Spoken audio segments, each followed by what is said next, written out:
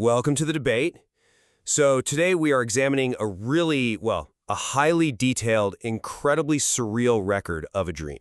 Yeah, and it is a wild ride, to say the least. It really is. I mean, it transitions from this remarkably mundane plan for a mountain barbecue into this bizarre, completely apocalyptic narrative. You've got a luxury cruise ship caught in a tsunami, a world covered entirely in volcanic ash, and, this desperate flight for survival. Right, it just completely escalates. Exactly. So the central question we are debating today is this. What is the fundamental psychological driver underlying this massive shifting narrative? I mean, does the dream reflect a profound anxiety about the escalating burdens of leadership and responsibility? Or, conversely, is it a manifestation of social alienation that's just, disguised as a hero's journey? A very convenient disguise, if you ask me. Well, I argue that this narrative is actually a highly structured exploration of the crushing weight of leadership. It essentially maps how the dreamer's responsibilities inevitably scale up, from protecting a single friend in a truck to bearing the burden of saving humanity itself. And I argue that the dream is actually driven by a deep, really profound discomfort with social intimacy. It uses these grand apocalyptic stakes as a convenient subconscious excuse to just escape interpersonal connection altogether. Okay, but to really understand what's happening in this dreamer's subconscious, I think we have to look at how the mind translates waking anxieties into nocturnal imagery. And throughout this text, the major through line is the dreamer's continuous, almost inescapable placement in roles of escalating responsibility. Escapable being the operative word there, I think. Just hear me out. The subconscious is actively testing the dreamer's capacity to care for others. Let's look at the very first sequence. The dreamer is driving a light truck up a steep hill, right? And one friend has to ride in the back. Yeah, the guy under the tarp. Right, exactly. What does the dreamer do? They carefully hide the friend under a green cover sheet to protect them from the police. And they are acutely worried about not taking the curves too harshly, just to spare the friend from getting tossed around. That is care. That is responsibility. Okay, it's a very localized concern, sure. But notice exactly who is in this group. I mean, the premise itself is inherently flawed from a social perspective, right out of the gate. How so? The dreamer specifically chooses two friends from high school and middle school clubs who they explicitly note they never ever hang out with one-on-one. Oh, right. It's an unusual grouping for a road trip. It's not just unusual. It establishes a baseline of deep awkwardness and forced proximity. I mean, these aren't people the dreamer's naturally comfortable around. So the subconscious is setting up a scenario that is fraught with interpersonal friction right from the very start. I see that friction, definitely. But I interpret it as the initial spark of duty. The dreamer feels obligated to care for them precisely because of that distance. And, that baseline of protective duty quickly explodes in scale. Explodes is definitely the word. Yeah, because suddenly they are no longer in a pickup truck. They are on a massive luxury ship in a raging ocean. And the dreamer is explicitly designated as the captain. I mean, when the passengers, who are just explicitly lounging on nylon sofas in the middle of a storm, refuse to move away from the tsunami, one of the friends literally states, they can't move without your order. Right, your order. Exactly. The dreamer doesn't ask for this power. It is completely thrust upon them by the environment. But is it thrust upon them, or is the dreamer's mind manufacturing that exact environment for a very specific reason? Wait, how do you mean? Well, let's think about how the brain actually processes social fatigue. You're painting the dreamer as this reluctant hero, bearing the weight of the world. But I think the shift to the captain role isn't about translating the desire to care into a grander scale. Then what is it? I think it's about fundamentally altering the nature of the relationship to avoid intimacy. I have to push back there. A captain is intimately responsible for everyone aboard. I mean, they hold the actual lives of the passengers in their hands. Responsible for their survival, yes, but they are entirely detached from them socially. And that's the key distinction here. A captain exists in a rigid hierarchy. Hierarchy doesn't mean you don't care, though. No, but think about it like wearing a high-visibility vest and holding a clipboard at a crowded party. When you have the clipboard, nobody tries to make small talk with you, right? They just assume you're busy running the event. A captain doesn't have to sit across from an old acquaintance and politely ask how their family is doing. Well, they're a little busy with the tsunami. Exactly. A captain gives orders. Look at the language the dreamer uses when getting this incredibly diverse crowd from, refugees to tourists off the plastic wood deck. They literally bark, "Hey, you guys, isn't it about time you went inside a warm room?" It's an urgent situation. But it's a command. And the people agree, saying, "That's a great idea," and they immediately obey. The dreamer wants the authority of the leader because it creates this impenetrable emotional distance. I mean, let's be honest, it is much easier to save a faceless crowd from a tsunami than it is to navigate an unscripted, awkward conversation with someone you barely know. Wait, so you're suggesting the brain wants to hallucinate a terrifying tsunami just to get out of, passing the soy sauce at a barbecue? Yes, absolutely. I mean, I guess I understand the cognitive mechanism you're proposing. That hierarchy creates safety for an avoidant mind. But I'm just not convinced by it here. It completely ignores the deep, mechanical empathy the dreamer exhibits during the rescue itself. Mechanical empathy? Yes, because if this was just about barking orders from behind a clipboard, the dreamer would stay safely on the roof, just issuing commands. The rescue's just a logistical puzzle, though. The dreamer is simply solving a spatial problem to get people from point A to point B. It is far more than a spatial problem. Like if you're listening to this and trying to picture the architecture of this ship, it has this bizarre, terrifying structural flaw where the center is hollowed out. It completely exposes the raging ocean below. Yeah, the leather hallway bit. Right. The passengers literally have to jump down onto a narrow, leather-like corridor to get inside. And the dreamer doesn't just watch from above. They actively take hold of an iron bar, working in tandem with a friend, shifting it front, back, left, and right to stabilize this fragile bridge as the violent waves warp it. Right. They are physically involved. Exactly, they are physically anchoring the safety of others. Their hands are literally on the metal. Okay, I will grant you that it is a very hands-on maneuver. And it's driven by genuine empathy. The dreamer explicitly notes a young overseas boy who slips because of the shifting waves. And the dreamer feels this moment of intense vicarious panic until the boy scrambles up. That's not detachment. I suppose not in that exact second. Furthermore, once everyone is finally inside that warm, orange-lit room with the kitchen and the sofas, what is the dreamer's first instinct? They don't retreat to a captain's quarters. They tell their friends, please serve these people food and help them forget the cold, freezing conditions. Serving food, right? Yes, it's a nurturing directive. The subconscious is modeling a deep desire to provide comfort. That's just not the cold detachment of an avoidant authoritarian. Okay, but that empathy you're talking about, it evaporates the absolute second their feet hit solid ground. I will concede that the rescue itself is successful and involves physical care. Thank you.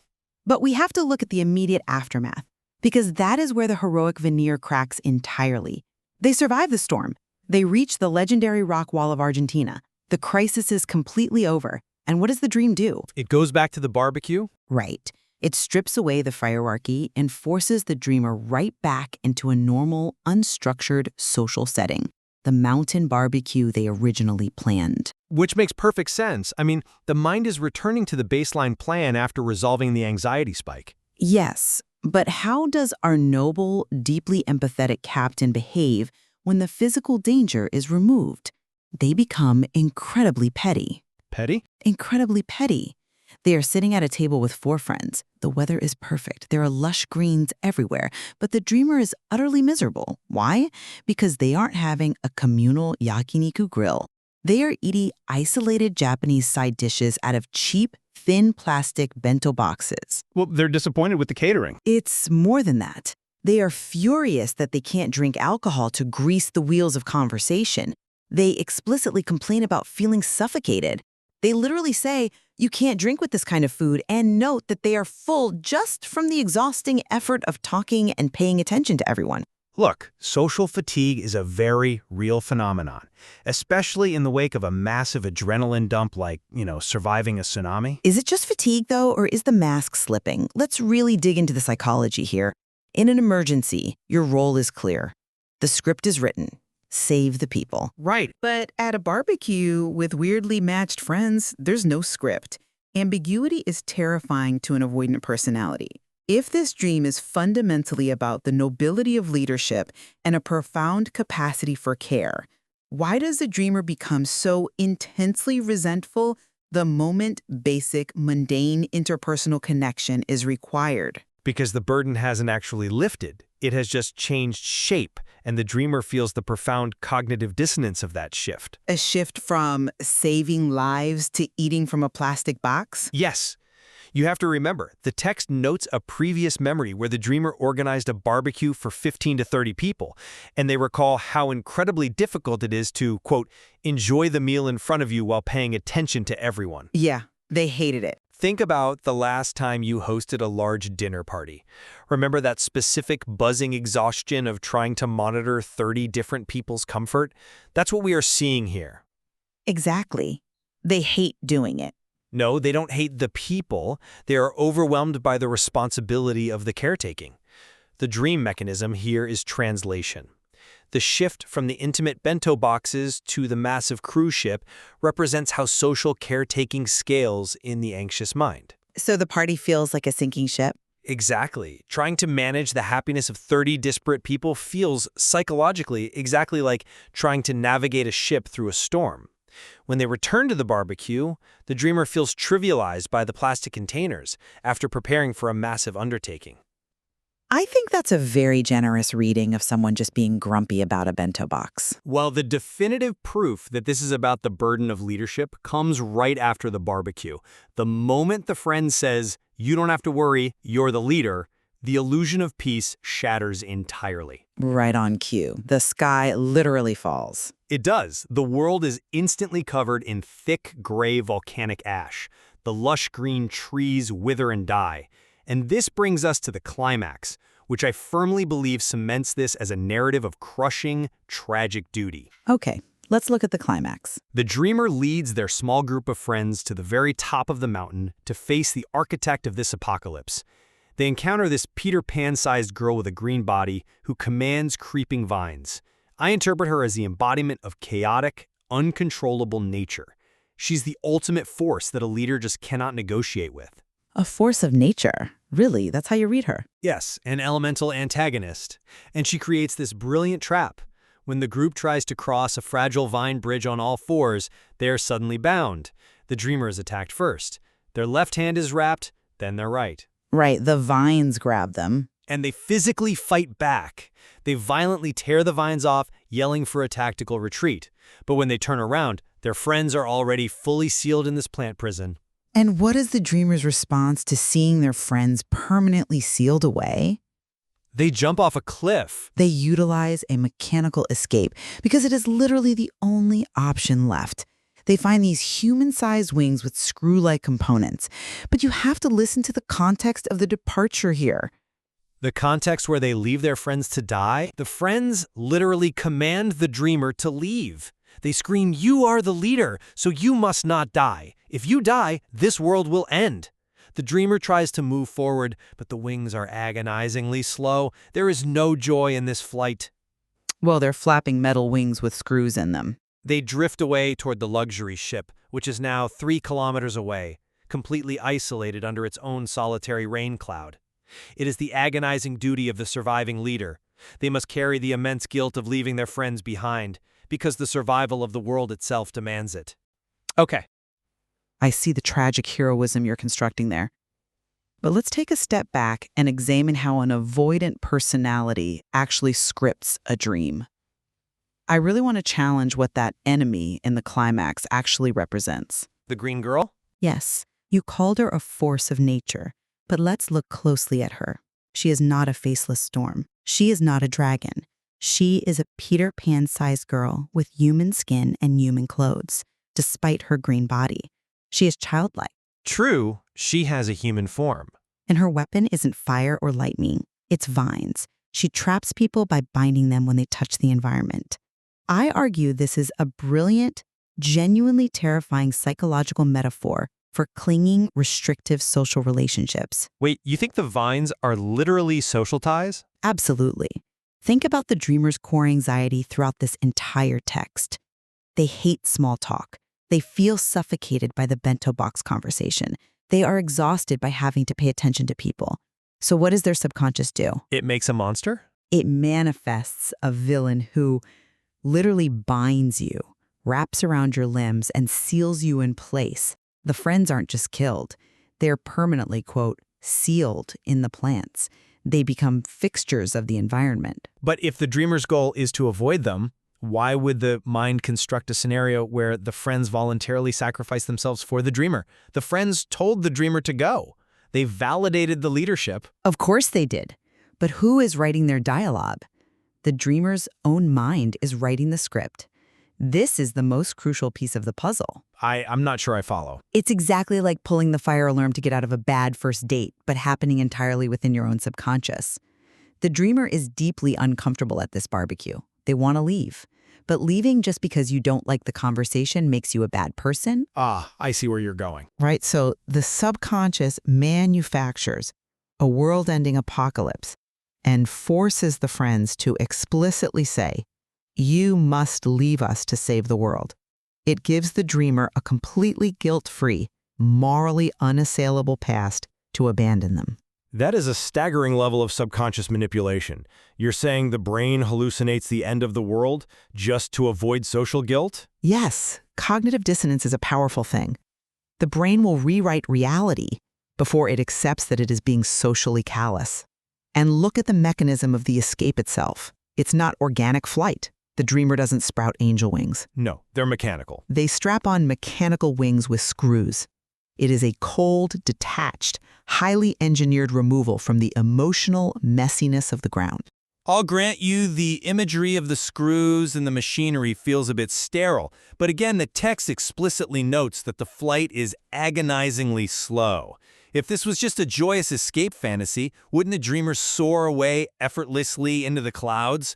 The sluggishness of the wings reflects the heavy burden of survival. There might not be joy in the slowness, sure, but there is undeniable relief. I want you to picture that striking final image of the dream.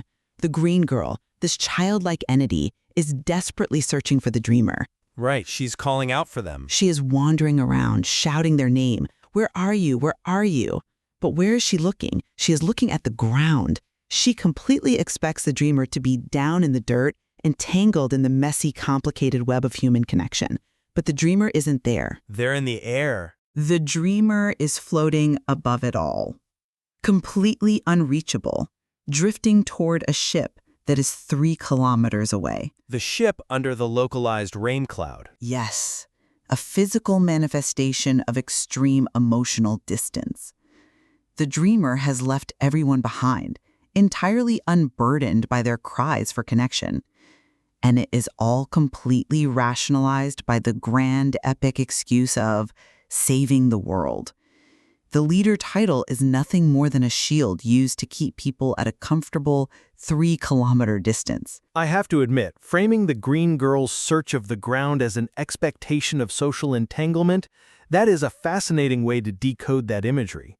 The visual of the girl looking in the dirt while the dreamer hovers silently above is, well, it's haunting. It really is. However, even if we accept that the mechanical flight represents a desire for emotional detachment, we cannot ignore that the dream structurally positions the dreamer as the anchor for the broader world. The friends literally state that if the dreamer dies, the world ends. According to the dreamer's own script, yes. Right, but if we view the dream as an internal ecosystem, the dreamer's isolation isn't just a personal failing, it is a structural necessity for the survival of the psyche itself. But I would argue that structural necessity is invented by the personal failing. The dreamer creates a scenario where their isolation is absolutely vital to the universe, purely so they don't have to face the mundane reality that they just, didn't want to make small talk over a plastic bento box. The grandeur of the apocalypse is directly proportional to the depth of the social anxiety. Well, as we draw to a close, it is abundantly clear that we have vastly different interpretations of the architecture of this particular mind. I maintain that this dream intricately maps the psychological weight of duty. We definitely see it differently. Yeah. I think it demonstrates how a mind obsessed with responsibility can take a micro-event, like driving carefully to protect a friend in a pickup truck, and scale it up to a macro-level catastrophe where the survival of humanity rests on their shoulders. In my reading, the extreme isolation at the end, drifting slowly toward a distant ship, is the tragic, inevitable cost of leadership. And I maintain that the dream is a masterful, almost insidious exercise in self-deception. It reveals how the subconscious uses the epic, sweeping imagery of tsunamis and world-ending volcanic ash to escape the mundane, suffocating terror of intimacy. By pulling the ultimate fire alarm. Exactly. The dreamer weaponizes the concept of duty to engineer a completely guilt-free exit from the discomfort of human connection. Yet, despite our profound disagreement on the core motive of the dreamer, we both clearly see how this text utilizes incredibly specific, shifting scales of imagery to process emotion. I mean, it is genuinely remarkable how a single subconscious narrative can pivot from the tight claustrophobia of a thin plastic bento box to the vast, overwhelming scale of a luxury cruise ship under a localized rainstorm. It is structurally incredible. I agree. Both of these extremes, the hyper-intimate and the overwhelmingly vast, they are tools the dreamer's mind uses to process a profound sense of being entirely overwhelmed by their environment. I completely agree with that.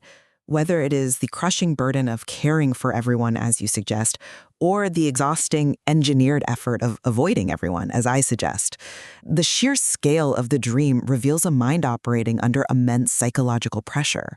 The brain is doing heavy lifting to translate those feelings into a physical landscape. It really leaves us to reflect on the mechanics of our own minds. I mean, it makes you realize how our subconscious constructs these elaborate, sometimes world-ending mythologies just to help us navigate our daily anxieties about everyday human interaction. It certainly makes you think twice about your own weird dreams. It does.